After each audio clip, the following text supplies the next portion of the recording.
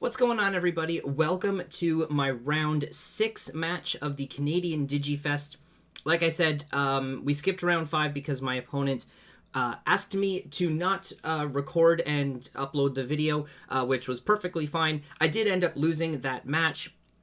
You don't have to worry. There was no, suspicious shenanigans or anything along those lines. They just felt more comfortable if the match was not recorded and uploaded, which I totally respect.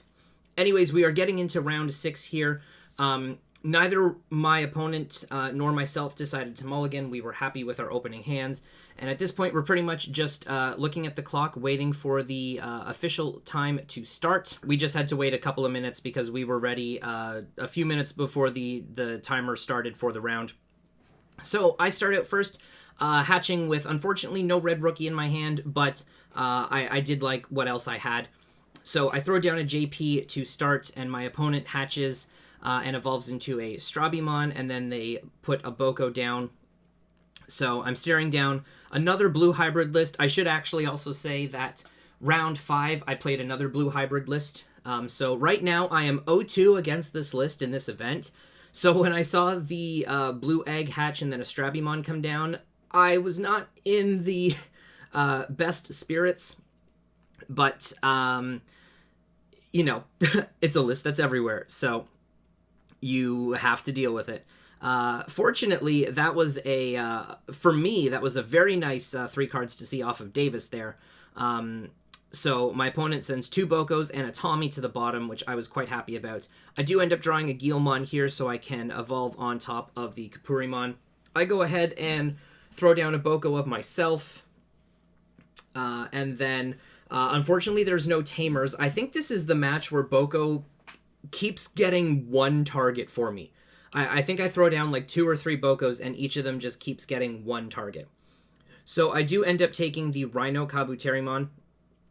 I think, what do I do here?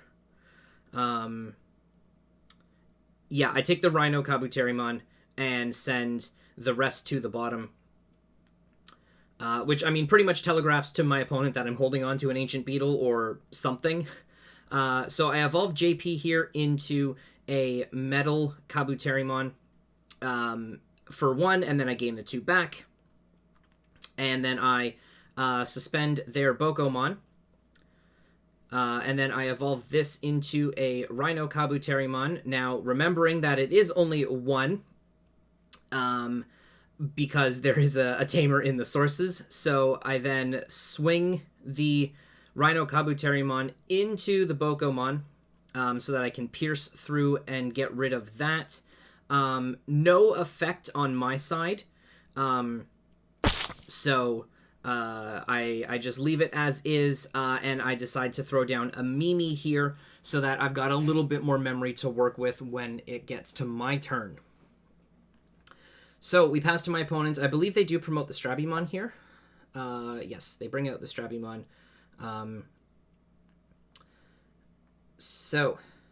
They then go Howling Memory Boost, which was very unfortunate because that strips the JP and it gets rid of the piercing on the Rhino Kabuterimon, which is rough, but it happens. So they swing their Strabimon into security, and they hit a Guilmon, so that crashes. And they did get to draw 1 off of Upa, so they did still get some value there. And they go ahead and then hard play another Strabimon to put me to 3 since I've got the Mimi. And they go ahead and grab, I believe that's Kendo Garurumon.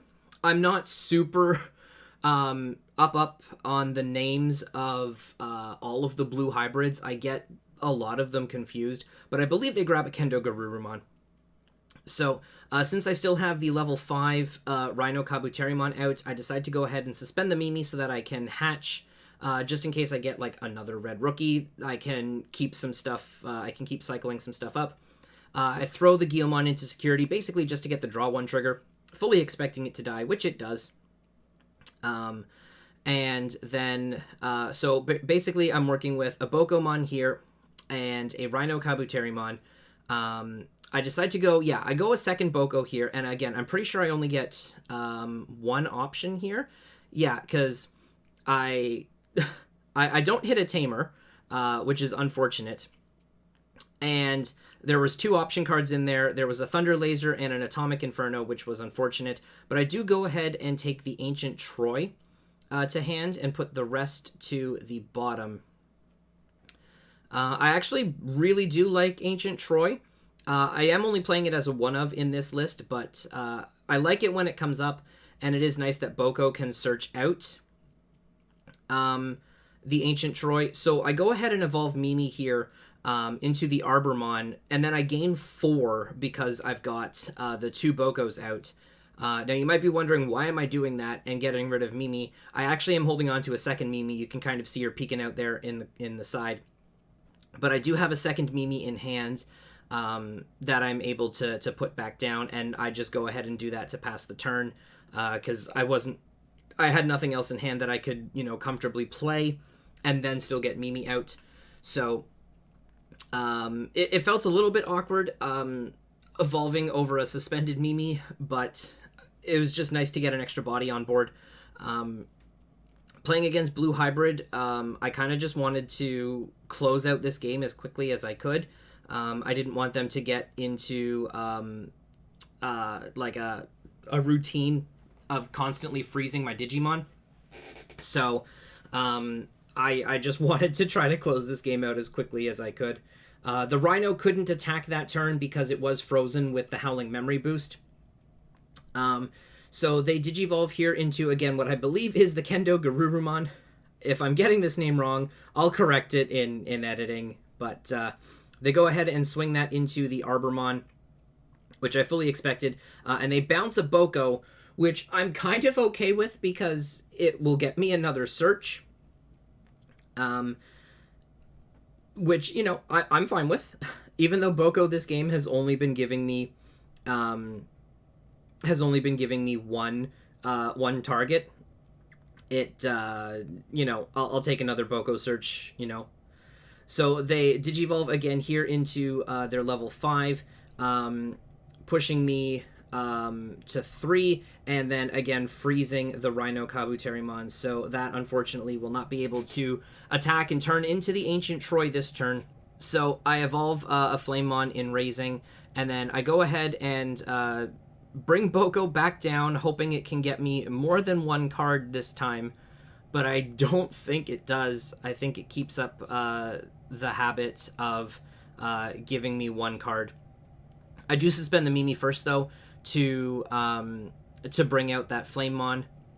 So I do commit the Boko, bring back the Boko, so I hit, again, I'm only able to get one target.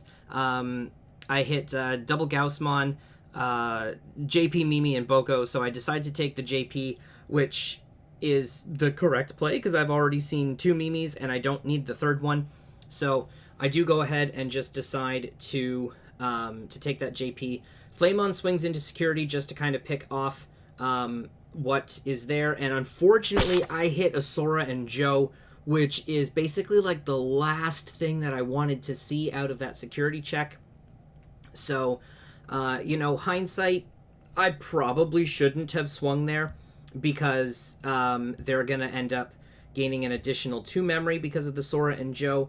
And then I go ahead and play a JP here for 3, since my opponent is going to go to 3 off of Davis anyways, and then they gain an additional 2 because of that fresh Sora and Joe. So my opponent's sitting on 2 security, so they need to, start playing a little bit defensive because I am presenting lethal next turn. So they go ahead and swing into my Flamemon to get that removed. So they bring up Sora Joe, and they evolve it into another Korikakumon. So they're just starting to freeze my board left, right, and center. The second Korikakumon actually doesn't freeze anything because it doesn't have a Tommy in the sources. But they now evolve that into a Beowulfmon.